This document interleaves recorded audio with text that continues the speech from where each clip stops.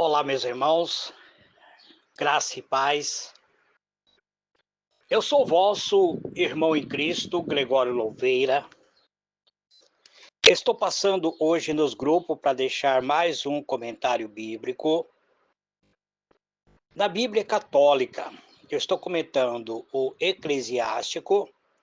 Então, hoje eu quero comentar o capítulo 2, do versículo 1 até o versículo 12. O capítulo 2, ele começa assim: Meu filho, se entrares para o serviço de Deus, permanece firme na justiça e no temor, e prepara a tua alma para a aprovação. Humilha teu coração, espera com paciência, dá ouvidos e acolhe as palavras de sabedoria. Não te perturbe no tempo da infelicidade. Sofre as demoras de Deus. Dedica-te a Deus. Espera com paciência, a fim de que, no derradeiro momento da tua vida, se enriqueça. Aceite tudo o que te acontecer. Na dor, permanece firme. Na humilhação, tem paciência. Pois é pelo fogo que se experimenta o ouro e a prata. E os homens agradáveis a Deus, pelo cadinho da humilhação. Põe tua confiança em Deus e Ele te salvará.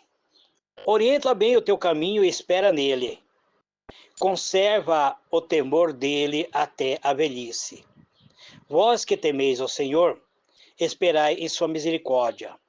Não vos afastei dele, para que não caiais.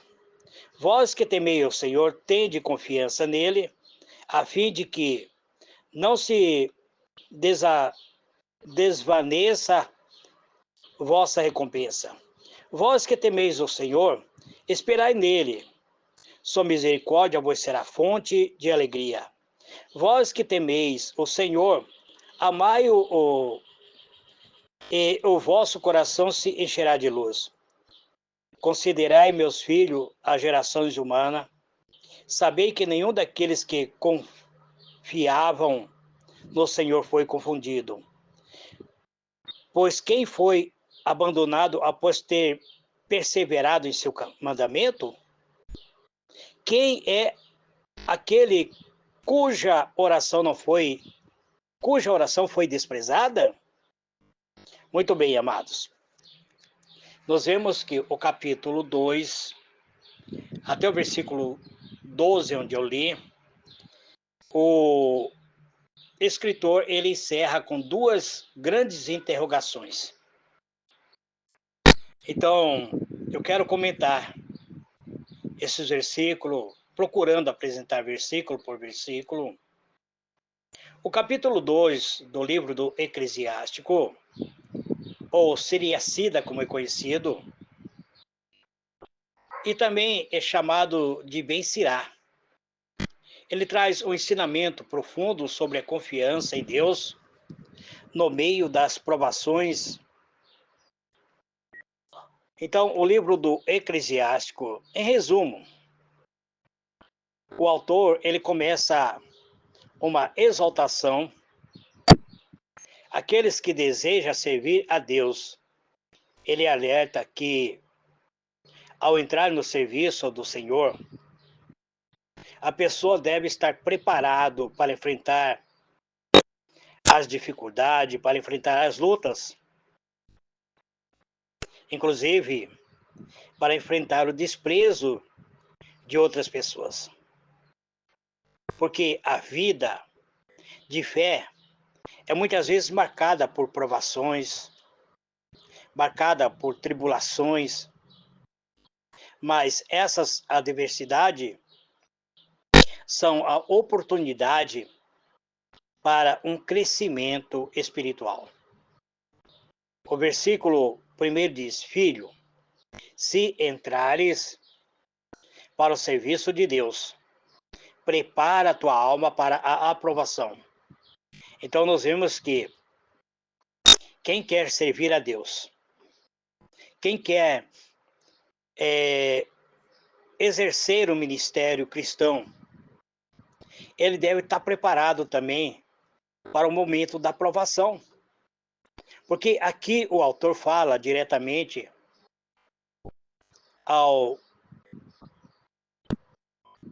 acerca do ministério, tratando a cada um de nós como filho, uma expressão de carinho e orientação paternal. Ele alerta que o serviço de Deus é um serviço árduo, não é isento de dificuldades. Pelo contrário, a vida espiritual, ele envolve teste constante, mas esses testes que purificam a fé. A aprovação é algo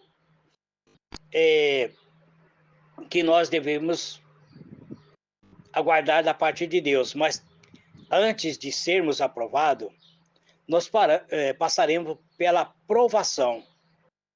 Então, a aprovação é algo esperado e faz parte do ministério cristão, do crescimento na confiança em Deus. O versículo 2 dirige da seguinte maneira: dirige o teu coração. Então, espera, inclina o teu ouvido e não te apresse em tempos de desgraça. Este versículo enfatiza a importância de manter a calma, manter a firmeza diante das adversidades. Dirigir o coração significa focar as emoções, focar os pensamentos em quem? Em Deus. A perseverança, ela é uma virtude central, especialmente quando se enfrenta situações difíceis. O versículo 3: sustenta-te direito e fica firme para que no final seja engrandecido. A instrução é permanecer firme na fé, sustentar-se direito significa manter uma postura normal, uma postura espiritual correta, mesmo quando a circunstância se torna adversa. A promessa é que, no final, Deus exaltará aquele que se mantém fiel. O versículo 4: aceita tudo o que te acontecer. Nas dores, permanece firme. E nas humilhações, tem paciência.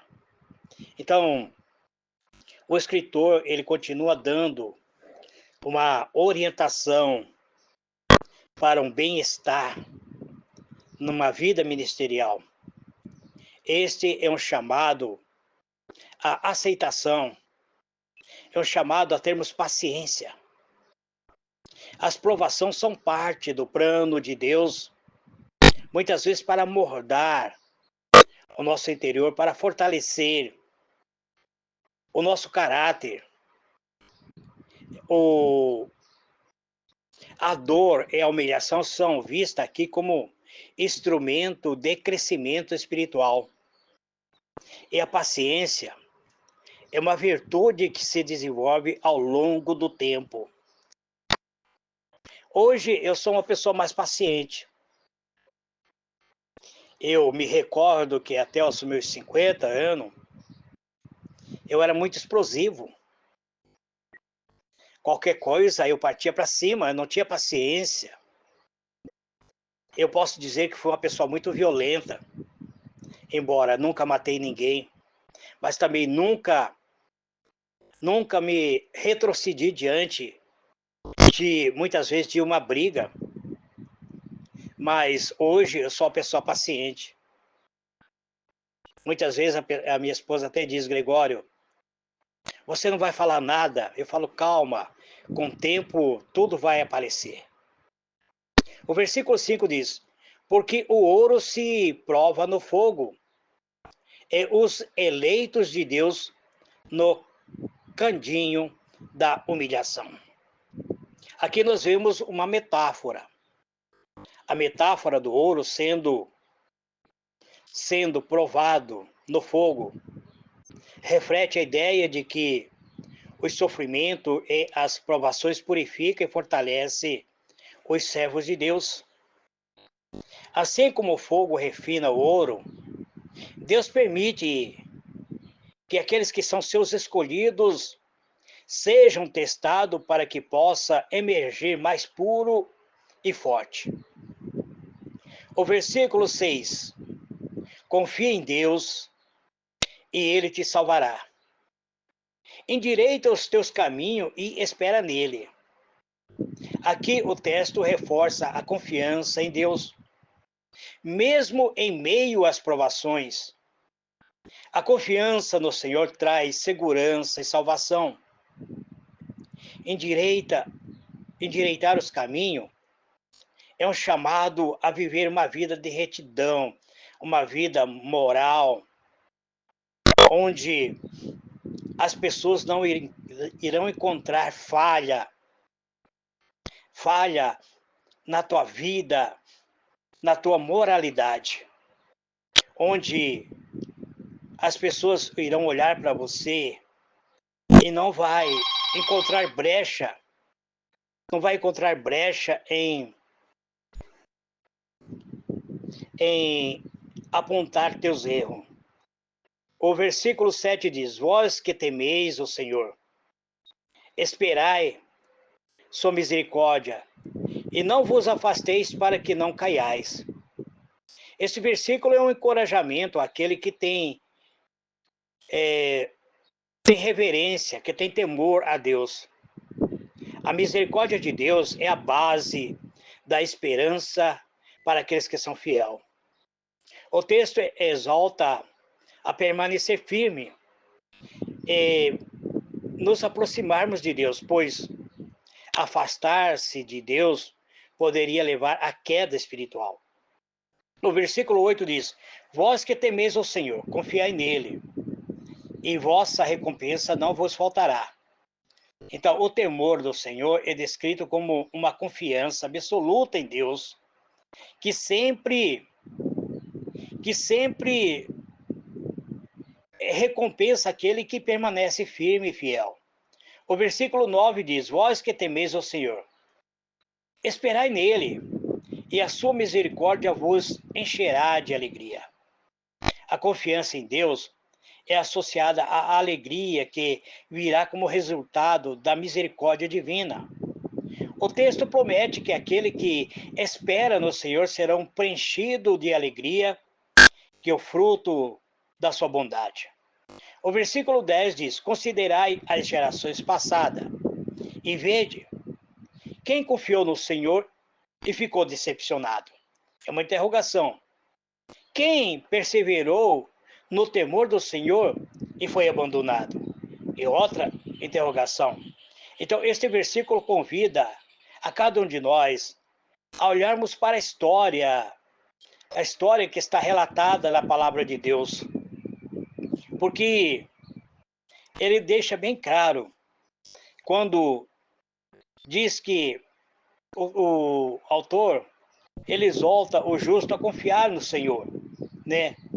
Ele deixa bem claro isso, considerando as gerações passadas. Esse versículo, ele apresenta um convite para que nós venhamos olhar o que aconteceu na vida de servos que foram fiel. Que, para aqueles que é fiel, que ele reflita sobre a história de Israel e as experiências do justo no passado. A mensagem central é que Deus nunca desamparou aquele que confiaram nele. A confiança no Senhor é garantida, por exemplo, através da história. Conhecemos a história de José. José confiou em Deus Ele foi humilhado, foi desprezado pelos seus irmãos, vendido como escravo. Pelos irmãos de José, ele seria escravo. Pela mulher de Potifar, ele seria um adúltero. Mas José se manteve fiel. Conhecemos a história de Daniel. Daniel 3 vezes orava a Deus. Então, os invejosos foram até o rei e pediram um decreto que decretasse que durante 30 dias ninguém orasse a Deus. Daniel continuou orando, sendo fiel. A confiança no Senhor é a garantia, por exemplo, que da justiça e da fidelidade divina. O autor quer que cada um de nós entenda que o caminho da fé pode ser difícil, mas Deus sempre honra aquele que confia em sua providência. O versículo 11 diz: porque o Senhor é compassivo, é misericordioso, ele perdoa os pecados e salva no tempo da tribulação. Você está passando por luta, você está passando por tribulação. Aqui nós vemos que o autor reforça a natureza de Deus, destacando a sua misericórdia, a compaixão. Ele descreve Deus como aquele que perdoa os pecados e protege nas dificuldades. Este versículo visa incentivar a mim e a você a perseverarmos ou termos perseverança, lembrando que o Senhor sempre está disposto a perdoar, a resgatar aqueles que buscam com sinceridade, especialmente nos momentos de angústia. O versículo 12 diz: ai dos corações tímidos e das mãos desfalecida e do pecador que anda por dois caminhos. Então, aqui o tom muda um pouco neste versículo, com uma advertência contra a fraqueza na fé, o coração tímido, ou seja, aqueles que têm vergonha muitas vezes de falar, e as mãos desfalecidas, aqueles que não querem trabalhar. Representa aqueles que hesitam ou desanimam diante das dificuldades. O pecador que anda por dois caminhos se refere à pessoa indecisa que não tem firmeza em seguir o caminho de Deus. Aqui é uma chamada à integridade, à confiança plena no Senhor, alertando para o perigo de se afastar da fé ou de viver de maneira é, iníqua. Então, para fechar este comentário, quero deixar aqui somente uma pequena reflexão, onde diz que esse versículo de Eclesiástico ensina sobre a importância da confiança em Deus, especialmente em tempos de provação. O autor do Eclesiástico encoraja cada um de nós a olhar para os exemplos passados e confiar na bondade, na misericórdia divina, enquanto alerta a cada um de nós contra a dúvida, a falta de fé, que pode afastar o homem da proteção, afastar o homem da bênção de Deus. A mensagem é clara, que temos que ter perseverança, confiança em Deus. Aqueles que perseveram, aqueles que confiam em Deus serão recompensados. Enquanto que a indecisão, ela é uma falta de fé e leva à ruína. Que Deus abençoe a todos, amados. Nos comentários do Eclesiástico, eu procuro ser neutro. Eu estou deixando aqui um comentário, lançando a palavra, usando o livro do Eclesiástico como um instrumento para uma vida de moral baseado numa vida cristã alicerçada mediante um comportamento ético, onde nos leva a agirmos sem sem máscara em nossas vidas. Amém? Graça e paz. Eu sou vosso irmão em Cristo, Gregório Louveira. Amém?